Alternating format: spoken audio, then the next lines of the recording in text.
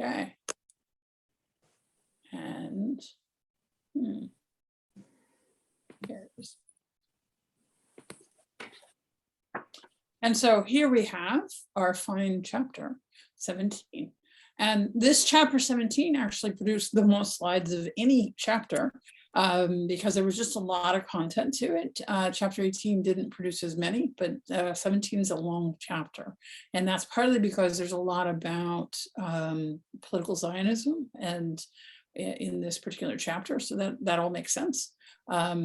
So let's get underway. Unless there was questions from the reading. Okay. So what happens is this chapter talks about the return to Zion. And Zion itself is a term that refers to Jerusalem, for the record. There's a mountain, or mountain, it's not very high, that's in Jerusalem that's known as Zion. And so Zionism is the idea of returning to the land and to Jerusalem. After the second temple was destroyed in the year 70 CE, Jews prayed for the rebuilding of Zion. So that's the idea of rebuilding Jerusalem. It also has within it this idea of rebuilding the temple sacrifices, rebuilding the temple. That particular Zion hill is the one that has the Migdal David, the Tower of David on it. So it's I guess that would be the Damascus Gate of the old city. Century after century, they repeated, always through this book, she refers to Jews as they. So that's why we have that language, just as an aside. Century after century, they repeated those prayers at their Passover Seders on the fast of Tisha B'Av, and 3 times a day in the recitation of the Amidah. So the Seder, at the very end of the Seder, one of the things we'll say is next year in Jerusalem. So that's Zion, right? And hence the idea. And on the fast of Tisha B'Av is the observance of the destruction of the temple when we read the book of Lamentations. And that usually occurs in about August, this is where it usually hits. And then 3 times a day in the recitation of the Amidah, one of the lines in the Amidah is asking for the rebuilding of Jerusalem. Most Jews understood those prayers as an appeal for the speedy coming of the Messiah. So this wasn't considered to be like, let's go, let's either politically or militarily or in some other way take over Jerusalem. This was let's wait for the Messiah, and at that point we will return. In the late 1800s, a small group of passionate Jews committed their lives to turning the dream of return to Zion into reality.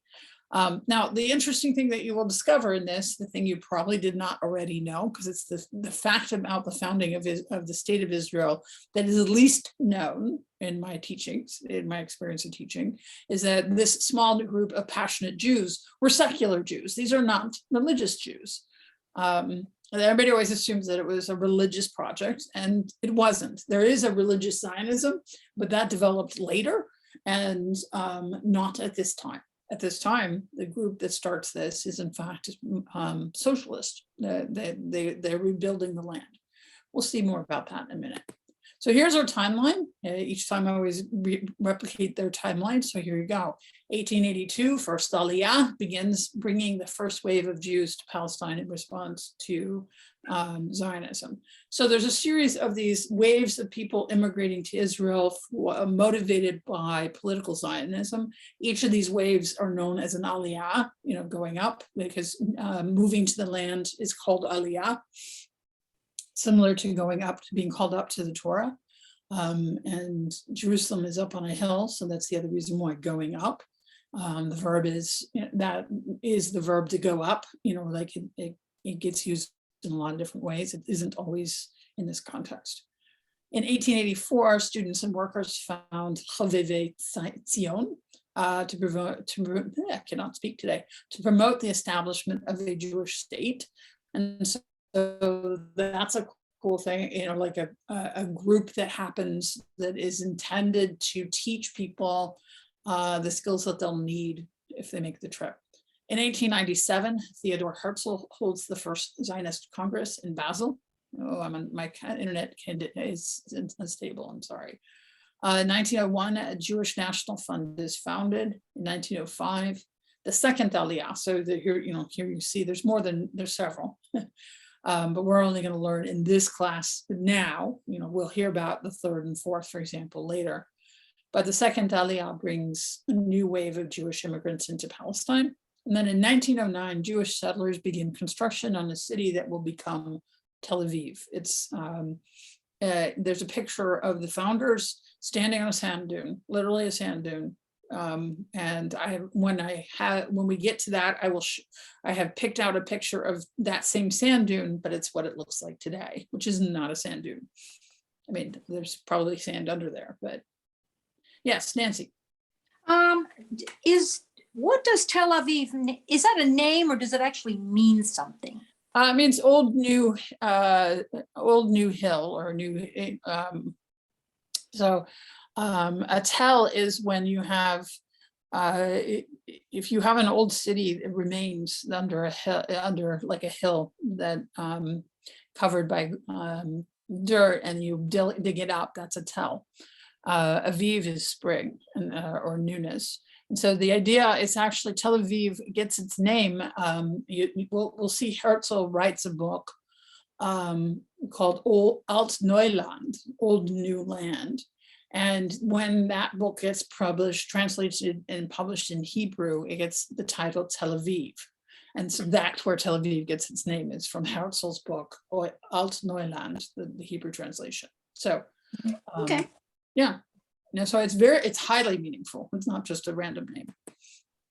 Palestine before 1880. So what happens in Palestine before 1880? This is a picture of the Western Wall. One of the things you will notice is actually men and women are sitting together here. There wasn't any mechitza, a separation between men and women. There is one right now.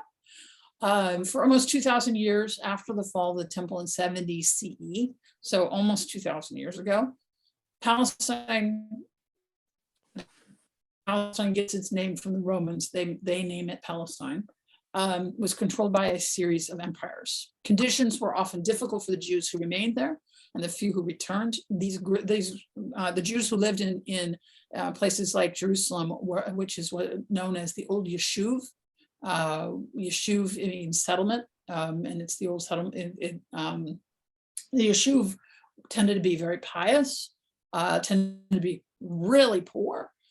Tended to be supported by the Jewish communities elsewhere. So the communities of Europe, for example, and of North Africa and the Middle East would send money to the old Yeshuv. And you can see that in this group of people here in this picture, they do not look like wealthy people. All of them, as you can see, are rather thin. And in the early 16th century, the Ottoman Turks gained control. The Jews were second-class citizens. The Turks were tolerant leaders. Legal reforms in the 1840s and 1850s brought the Jews greater equality. By 1880, about 20,000 Jews were living in Palestine, making up about 5% of the population. So to give you a sense of that, there are 38,000 people living in Glastonbury. So half of the population of Glastonbury in the old Yeshuv was Jewish, and that made up 5% of the total population. So it gives you a rough idea of how populated it was and how many people, what the percentages were. Questions? So Chovevei Tzion. This H here is actually I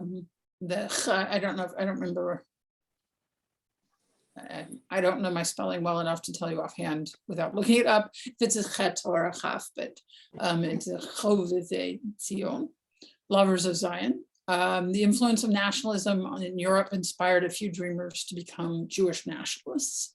Leon Pinsker, a Jewish doctor and author, believed that self-protection required Jews to free themselves and live in a country of their own.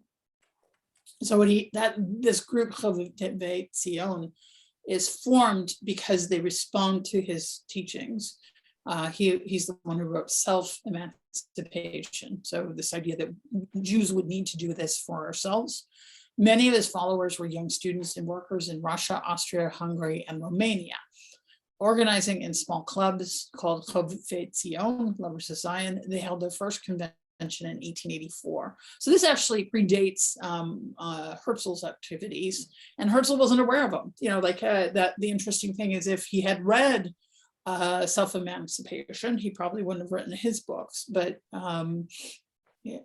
he's not involved in the Zionist movement at the time. So he's not the first, he's the one who's the most effective, if that makes sense.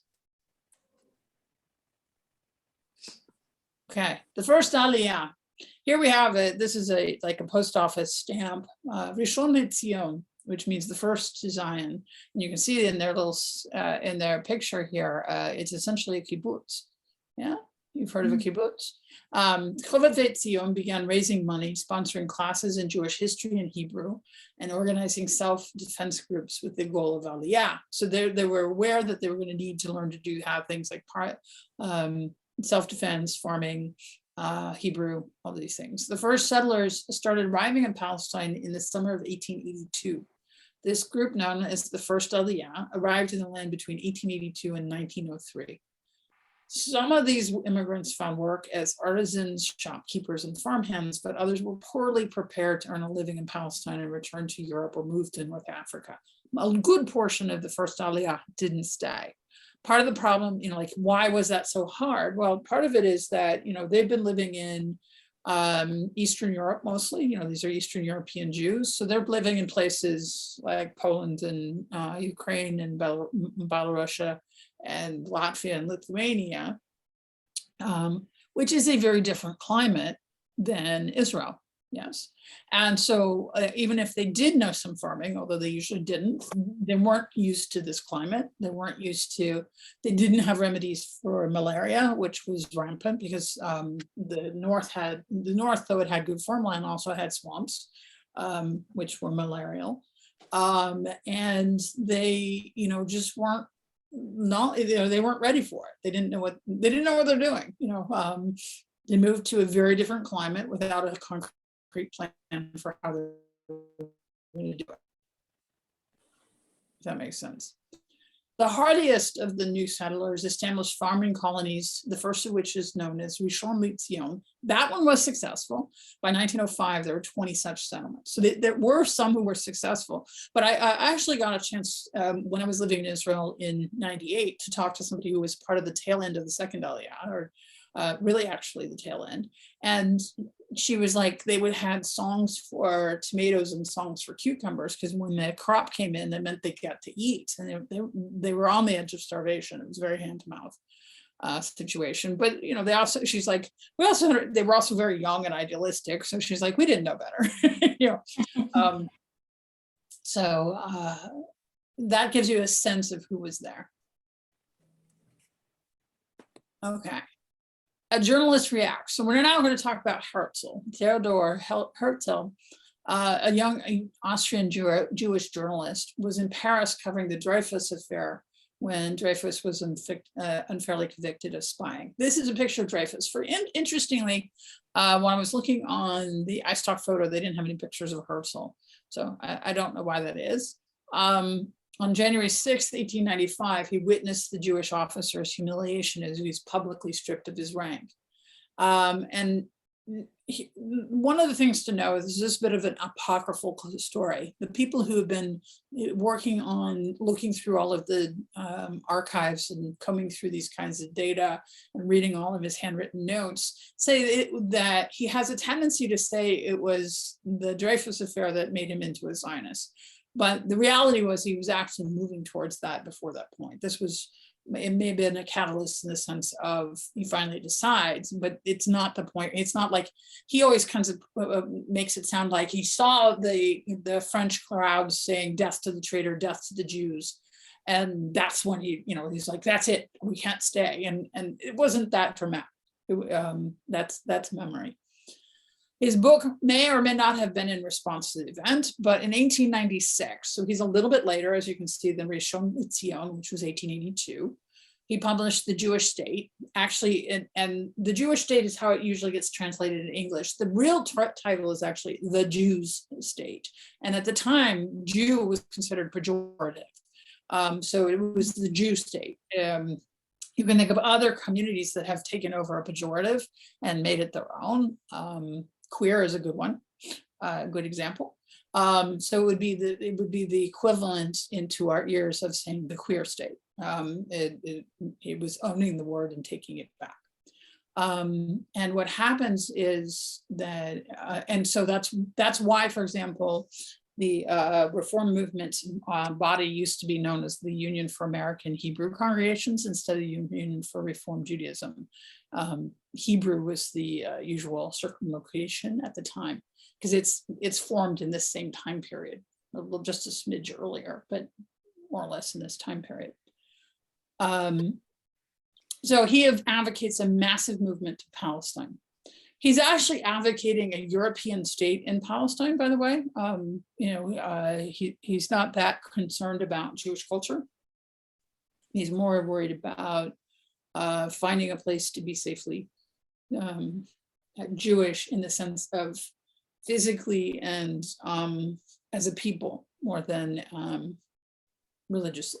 He's secular in his outlook. Does that make any sense? Yes. Okay. But this is not him.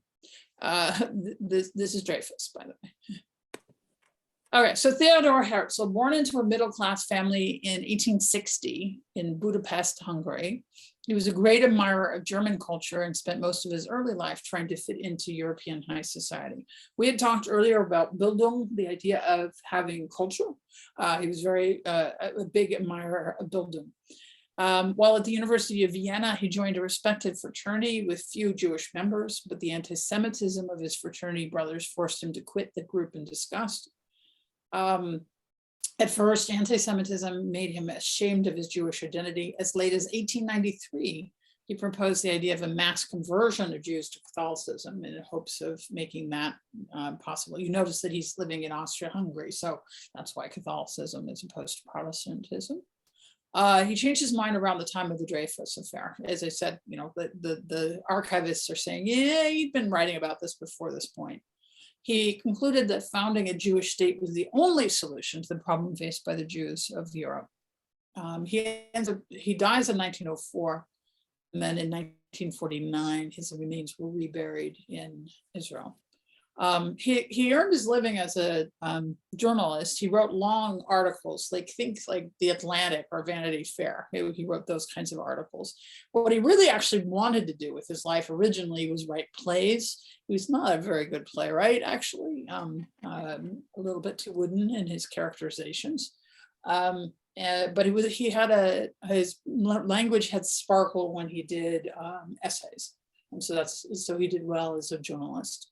And what happens is once he decides to found the Zionist movement or to make this happen, he essentially devotes himself full time to it, 24/7, literally works himself to death. That you notice he doesn't live very long, actually. Because he's so devoted to the cause, he won't sleep. So early Zionism. So we're moving on to early Zionism and his effect, because we're now at the point where everything out thereafter is he's the biggest light in this firmament. Herzl's ideas received an icy reception from leading Jews in the West. That was a good description, actually. Icy is about right. They thought that was crazy talk. That I'm sorry to use crazy as a pejorative, but they thought that he was not making any sense. On August 29th, 1897, Herzl opened the first Zionist Congress in Basel. About 200 delegates from Jewish communities in 16 countries elected Herzl their leader.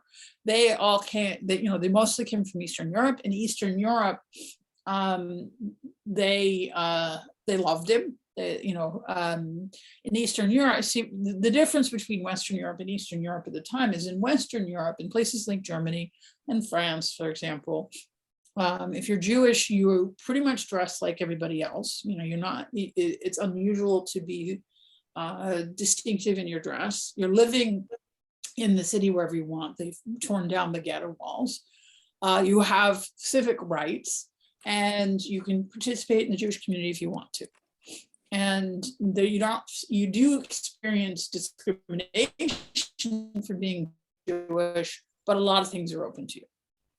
And in Eastern Europe, you're still experiencing pogroms, where and by pogrom, part of what the idea of pogrom is that the police, the local authorities, are helping the destruction instead of preventing it.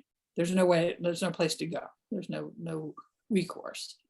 And the other thing that's happening is this is also, you still have kidnapping of kids to serve in the Tsar's army, for example. And you also still at this time have very traditional communities, still, you know, the Hasidim and the Mitnagdim, fighting it out in places like Poland and Lithuania and Latvia. So it's a very different world. And that's part of the reason why his ideas resonated, is essentially the people who became enlightened, Jewish people who became enlightened in Germany become Reformed Jews, and the people who become enlightened in Russia become Zionists. They go different, you know, like one claims peoplehood, one claims religion, if that makes sense. So as to not offend the Ottoman Turks, the Congress avoided the term state in describing the Zionism's goals. But in his diary, he wrote, "In Basel, I created the Jewish state." Questions? Mm-hmm. It's astonishing, really, because it did actually, about 50 years later. The revival of Hebrew. As part of this project, the Masculine, the enlightened ones of Eastern Europe, the secular enlightened ones of Eastern Europe, wanted to revive Hebrew as a language. From the moment, oops, I wrote fro, like froyo. I did actually proof this, but every time I proof it, I miss something. Anyway, and there was a couple lowercase in the last one. I was so proud of it. Oh well, at least I'm not a perfectionist. Yay.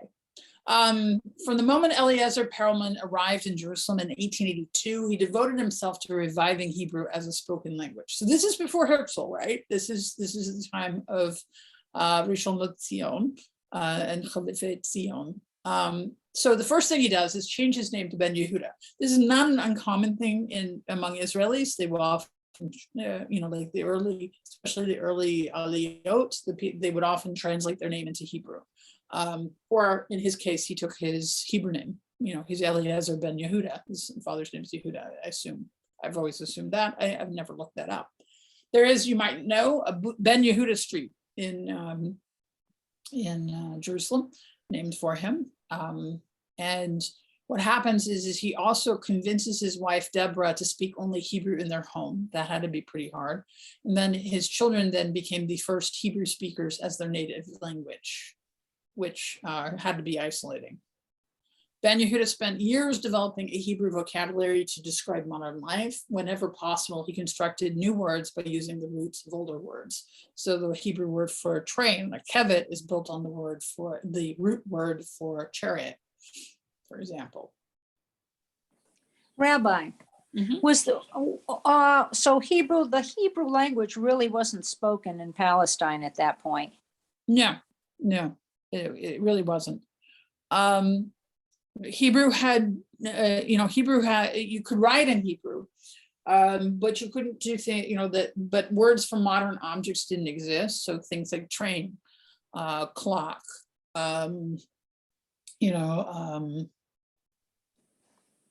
even tailored clothing, What did people speak? What language did they speak? Which of the country? Yeah, it would have been a hodgepodge actually, because the Ottoman Turks. So some of it is Turkish, some of it is Arabic, some of it is it's whichever group you come from. Wow. The Jews who were there would have spoken the language of their origins. So they would have either spoke Ladino if they came from Spain, or they would have spoken Yiddish if they came from Europe. Or if they were part of the community that was there pretty much continuously, they would have, or from Middle Eastern areas, they would have spoken Judeo-Arabic. So nobody's speaking Hebrew at this point. Hebrew dies out as a daily spoken language sometime in the time of the rabbis, because they're speaking Aramaic. as their language. And so the Hebrew of the Bible wasn't an actual living language. It was like Latin, Wow. where you can say things in it, but that doesn't, and you can pronounce it, but you can't speak it. Is there a process today for new words? Yes, his institute that he created, Ben Yehuda. And one of the things that the rabbinical student, like when we went and lived there, one of the trips that we had to do is go see the Ben Yehuda Institute and learn how words are put together. And to a large degree that still followed, although there have been incursions from other languages, especially English. Because I do remember a funny story where I was trying to get my school supplies together, and I go to the guy. There's a little stationery store on my street, and I go in there and I keep asking him for things, like look up the word and ask for it. And he was game, he was totally okay with that. And finally one day I go in and go, "Ech omrim hole punch," because he spoke English, and so he'd help me with this. So if I went in and said, "How do you say hole punch?" and he smiled and he goes, "Hole punch." So some things do. And then I told an Israeli and they're like, "No, it has this word, like they shouldn't be using hole punch." And I'm like, he said hole punch. What am I going to do? So words like weekend or hole punch or, and sometimes they just, and the fun part about that, of course, is that sometimes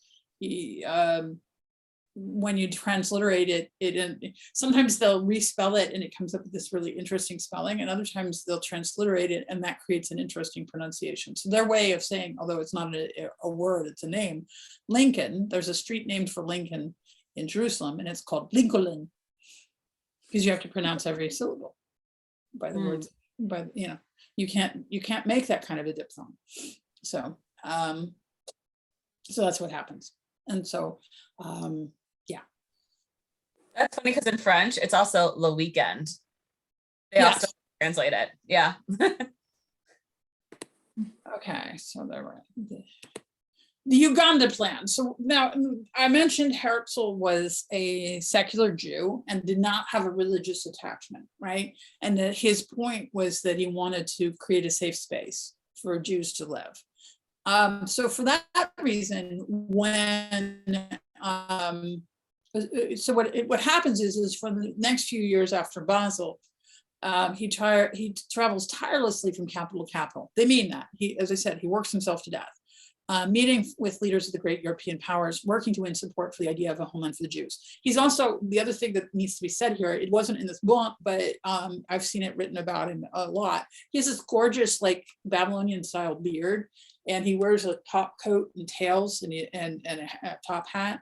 And which is how diplomacy was done. They were very formal that way. Which is how he approached these capitals. So he used his Western European cultural currency, his ability to appear Western European in this dress, while at the same time advocating on behalf of Jews. And that was one of the things that endeared him to the Eastern Europeans. They loved the whole shtick, and also gave him more standing with the European powers. Wasn't very successful, however. It didn't totally work, but it did eventually work, if that makes sense. And I do think his groundwork made a difference. And I do think his appearance made a difference, because the popular imagination was of somebody who looked like these guys. This is what they thought the Jews looked like. And so when he shows up looking all, turned out, putting on the Ritz, as they say. I don't know if people still say that, but all turned out so beautifully, that makes a difference.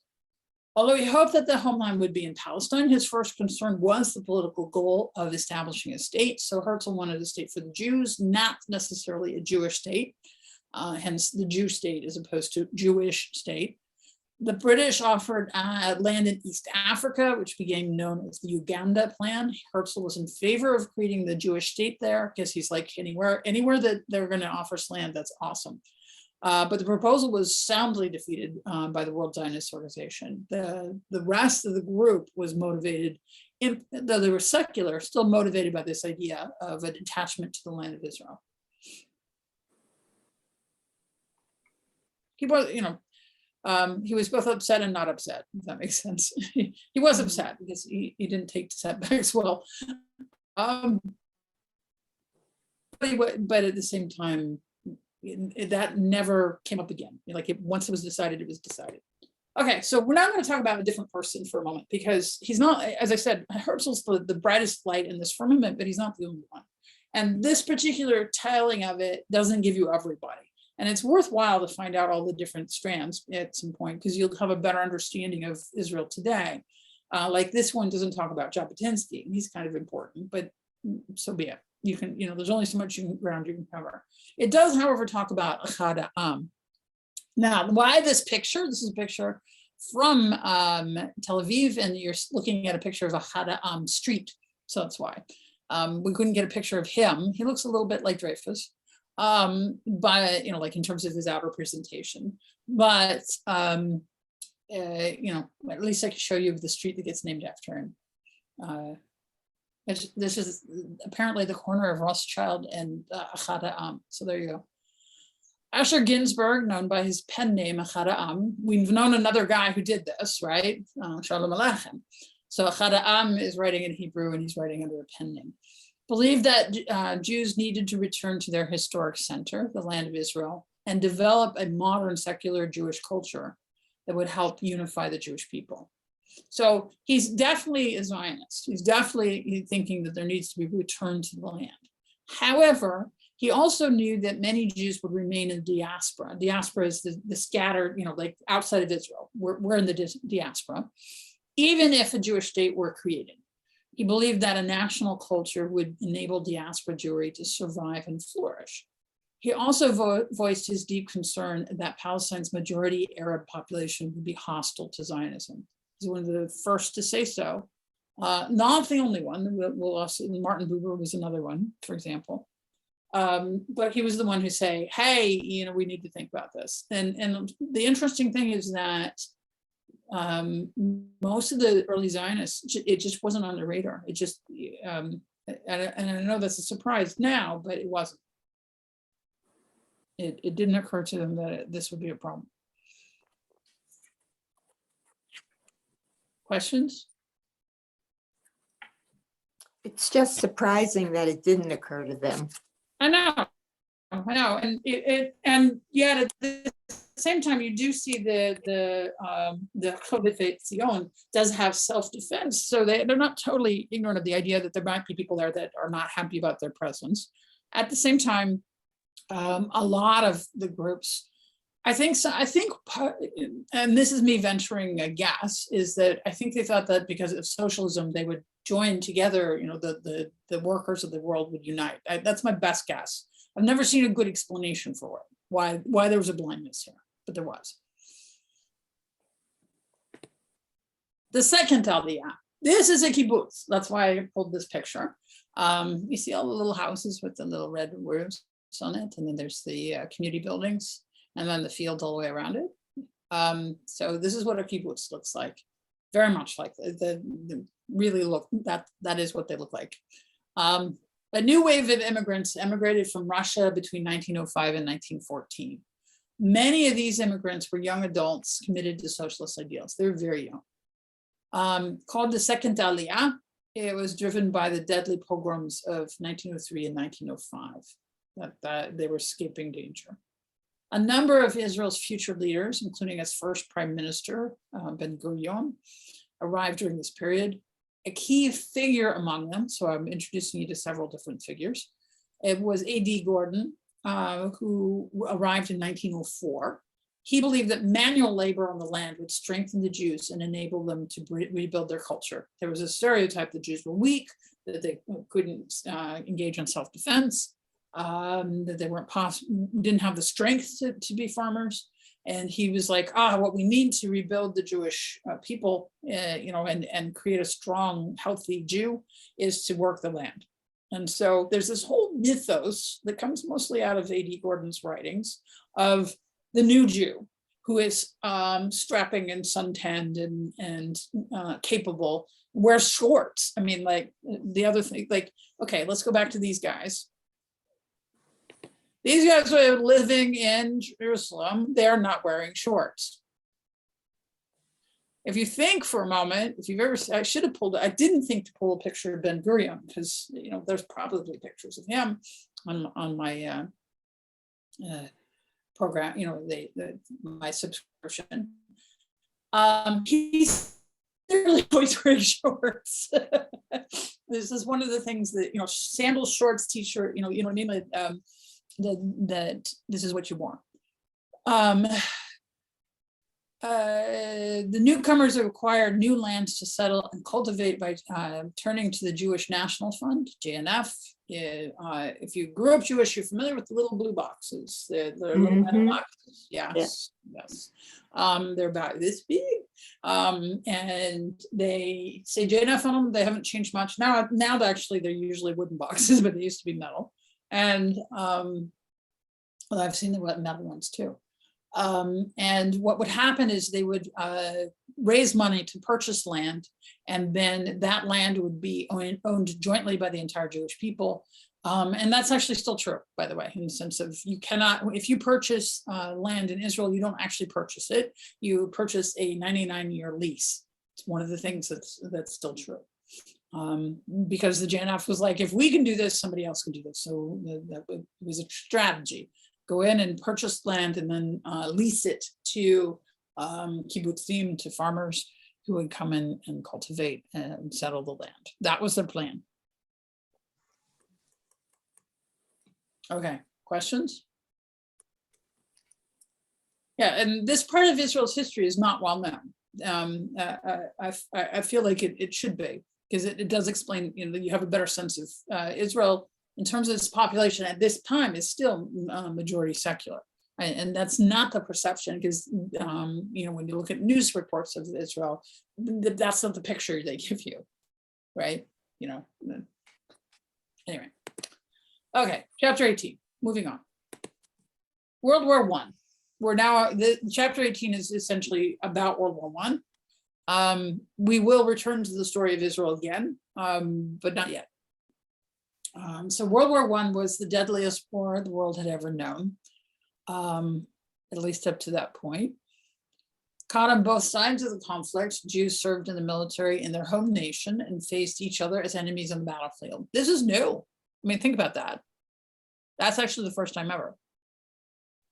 Because Jews have citizenship in the state that they live. And so then they could be called upon to fight for the state in which they live. So you end up with, actually, I suppose that you could, technically in the Civil War, you had Jews on either side of the Civil War. So it's not that Jews fighting Jews is so unusual, but Jews in two nations, because the Civil War, they're not really two nations. But anyway, about 1.5 million Jewish soldiers served in the war. About 177,000 of them died. Another 4 million Jews lay directly in the path of the marching armies and were displaced. Great Britain announced in 1917, this is the other thing that this is the overview, its support for the establishment of a national home for the Jewish people in the land of Israel. So that's the ground we're going to cover in this chapter. And that is a British soldier in World War I. It's an actual great picture. Yeah, it was a fabulous picture. An actual on the front, you can see, you know, because they were in, he's standing on the wooden pallets above the trench here. I'm not sure why, because it looks like he's you know, these little scrapes look like they're actually fire, as opposed to, and the smoke looks like he's actually under fire, as opposed to the picture being old. But it's an impressive picture. Early war photography. So here's our timeline, because each chapter has a timeline. In 1914, World War I begins. It's going to last until 1918, so it's a 4-year war. In 1915, Joseph Trumpeldor persuades British officers to form an all-Jewish unit. Now this is, having an all-Jewish unit It meant that there was a group of Jewish men, because it was just fighting men at the time, who were veterans and experienced in battle. That's going to be important later. That's going to come back up. In 1916, Louis Brandeis becomes the first Jewish justice of the US Supreme Court. And he's just loved by the Jewish community, and he's a Zionist. That's unusual in the era. 1917, communists seize control of Russia. The British government issues the Balfour Declaration, not in relation to the control of Russia, just two different things happening in 1917, expressing approval for the creation of Jewish homeland in Palestine. So yeah, so it was a big year. And then in 1918 is when the Central Powers surrender to the Allies. And you'll remember that Germany is part of the Central Powers, and that the Treaty of Versailles, you're remembering your European history from your youth. The Treaty of Versailles imposes punishing sanctions on Germany, like reparations, and it's a difficult piece. Okay, Jewish soldiers, about 100,000 Jews served in the German army. That was something that later, as anti-Semitism increases, becomes a matter of dispute, and the anti-Semitic press was claiming that Jews didn't serve in the Jewish army, didn't serve in the German army. That's not actually true. About 100,000 did. As many as 650,000 Jews served in the Russian army. Russia is huge at this time. There are two all-Jewish units in the British Army, the Zion Mule Corps. So they're actually in Israel, or in what's known as Palestine, and the Jewish Legion. And about 250,000 Jews served in the US military. This was actually a time, a time of breaking down some of the stereotypes that helped American Jews become more integrated into American society. Because they fought side by side, and that helped cement Jewish acceptance, both World War I and World War II, in terms of the military.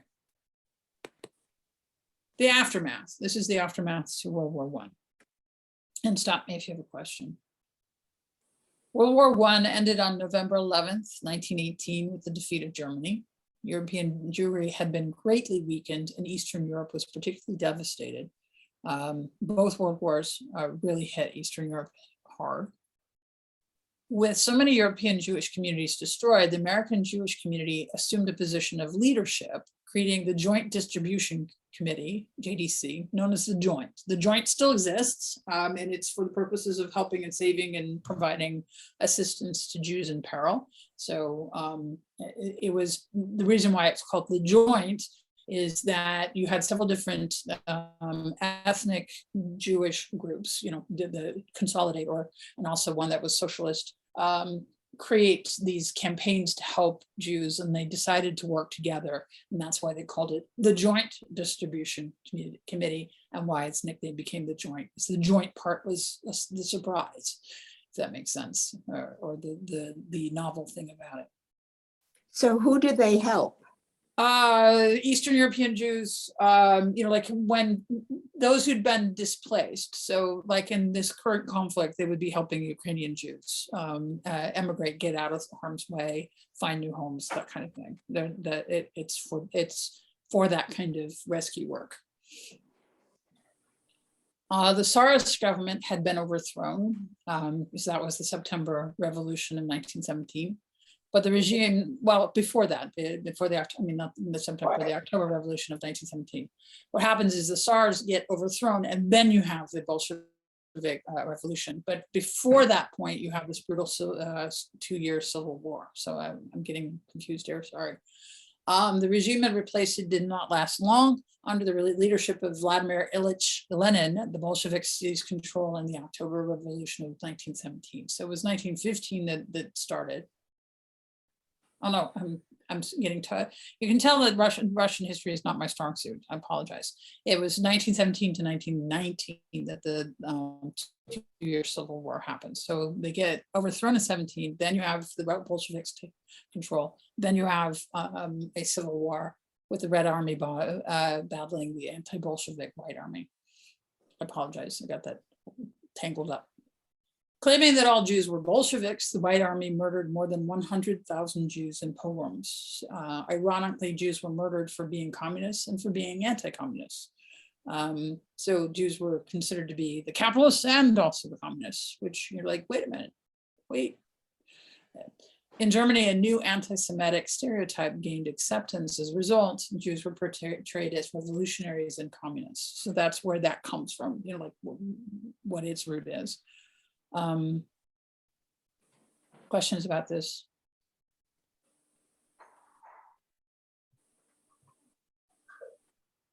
Okay, so I told you about, I told you that the picture from 1909 of Tel Aviv is a bunch of people standing on a sand dune in period clothing, right? Roughly 200 people standing on a sand dune. That's what the sand dune looks like now. Wow, Yeah. Yeah. it's amazing. Yeah. The whole story is, you know, like, you know, there's a lot of critique of Israel, but the whole story is a surprise, you know, like, so it's worth knowing, because if you don't learn that history, you wouldn't believe it, if that makes sense. Okay, so increasingly it became clear that Jews needed a refuge, as you know, you just saw in the last class, the last slide. In the aftermath of World War I, you still have pogroms, you still have, you know, all of these difficulties. And so what happens is that Zionism gains new strength from, you know, like new impetus, a place of protection where they could defend themselves from anti-Semitic attack. In the United States, the US Supreme Court Justice Louis D. Brandeis boosted the Zionist clause. The United States and the American Jews had not been particularly Zionist, and they tend to be, you know, descendants of the liberal German Jews. A lot of, you know, like that's, there's also Eastern European Jews as well, but the group that comes to the United States does not tend to be Zionist. And Brandeis helps kind of make it, he gives a sheen of respectability to it, you know, in the sense of this isn't just, because also remember, Zionism is socialism. And, Right.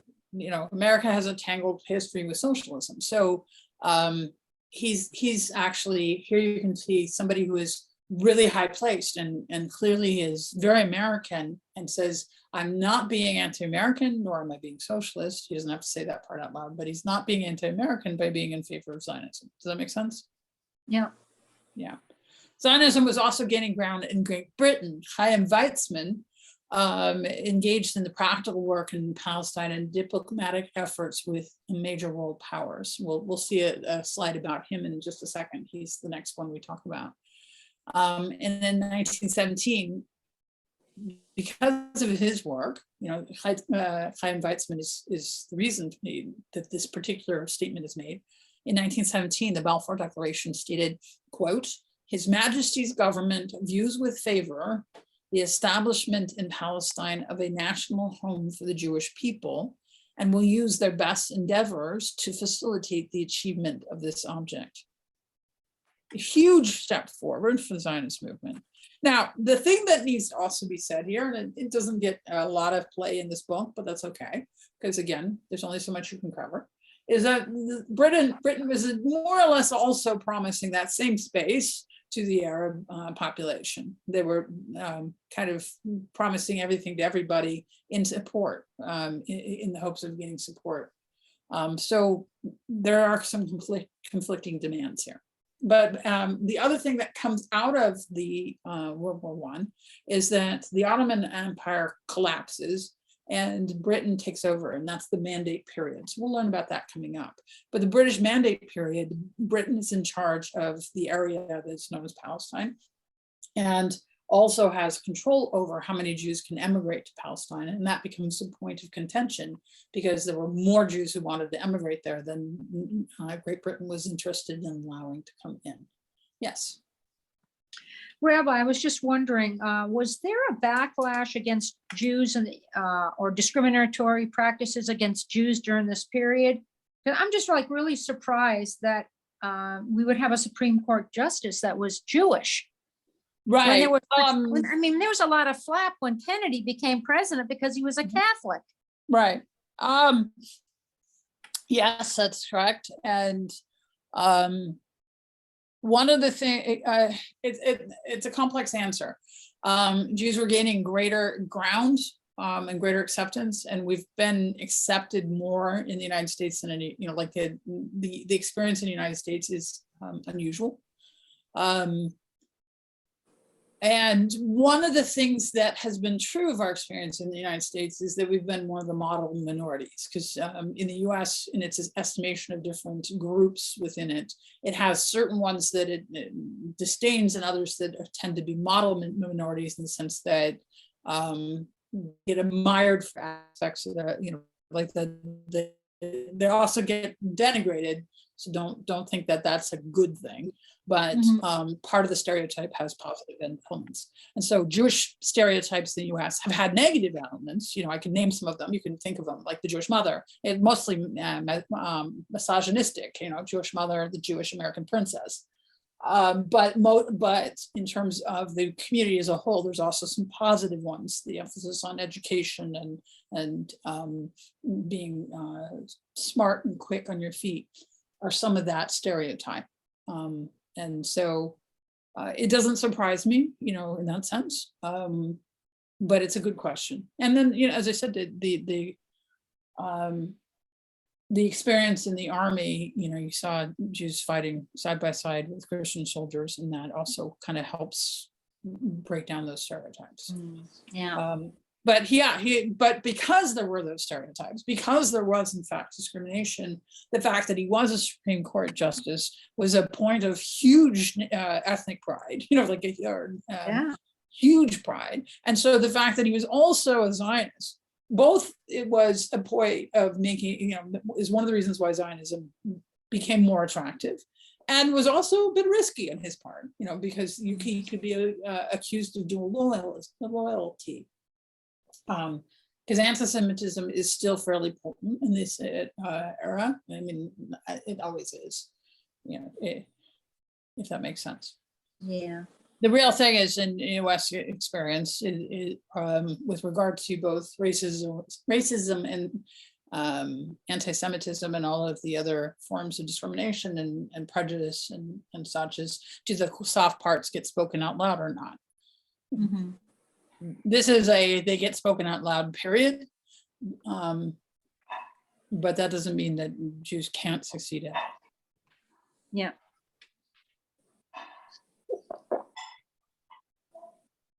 Okay, so here's Chaim Weizmann. And you might notice that, that's quite an elaborate pen and ink drawing of him. He looks rather determined and intelligent. I think, he get this very fierce resolve kind of idea, and that he has good thoughts. This is, of course, him on the money. This is his portrait on the shekel. So he made the money. That's how important he was. The son of timber merchant Chaim Weizmann was born in the Belarusian village of Motul. So we're getting a better sense of the unfortunately the geography of the old Russian Empire. So Belarus. He studied biochemistry in Germany and Switzerland, because that's, of course, the path. That was a common path. And after earning his doctorate, he settled in England, where he taught and made important discoveries in the field of chemistry. He was a chemist and was a good one. But he was also passionate about Zionism, and he focused his diplomatic efforts on British leaders. So he spoke as somebody who was knowledgeable and had, a solid reputation as a chemist, as a scholar, so he could be taken seriously. And he believed that the British leaders were the ones most likely to support the establishment of a Jewish state. In 1917, he helped persuade the British government to formulate an official statement, the Balfour Declaration, in support of Zionism. And then when the state was founded, he served as the first president in the state of Israel. So that's why he's on the money. In Israel, you're like, wait a minute, wasn't Ben Gurion? Israel is a parliamentary democracy. That means it has a president, which is popularly voted in by the people, and then the prime minister, who is the top of the list of the party that is able to put together a coalition government. And so that's why you have the two roles. And the president is more formal. What happens is their president is more of the formal role of state in terms of like who does the state dinners and receives foreign dignitaries and, you know, does that kind of work. And the prime minister is more like, it's like CEO, COO. The prime minister is the one who's doing the COO type stuff in the sense of the day-to-day work of governance. Our country puts them together. We don't have the separate positions. But it's not uncommon to have this dual role like this. Make sense? I think it's a beautiful portrait, though. You do get a sense of him. You know what I mean? You have a sense of his presence in it. And then we're at my last slide, and it's just now 5 o'clock. So we'll finish this last slide and be done with the intro. The fall of the Ottomans. The collapse of the Ottoman Empire had far-reaching, not reading, negative effects on the 750,000 or so Jews who lived under Turkish and Arab rule. The Turkish city of Salinka, home to 80,000 Jews in 1900, fell to Greece in 1912 and then was devastated by fires 5 years later. So like the Joint Distribution Committee would be helping the Jews of Salinka. Tens of thousands of Jews emigrated after the war. At the same time, Arab communities from Morocco to Iraq came under European control, you know, through the various mandates. And the Jews of Syria and Iraq suffered greatly during the transition. Most important, World War I inspired nationalism among Arabs longing for self-government. Arab nationalism and Jewish nationalism would soon come into conflict. And that's the thing that most of the Zionists, you know, like Ha'aram had foreseen, but most of the rest of them had not. Any last questions? I'm sorry, I swear I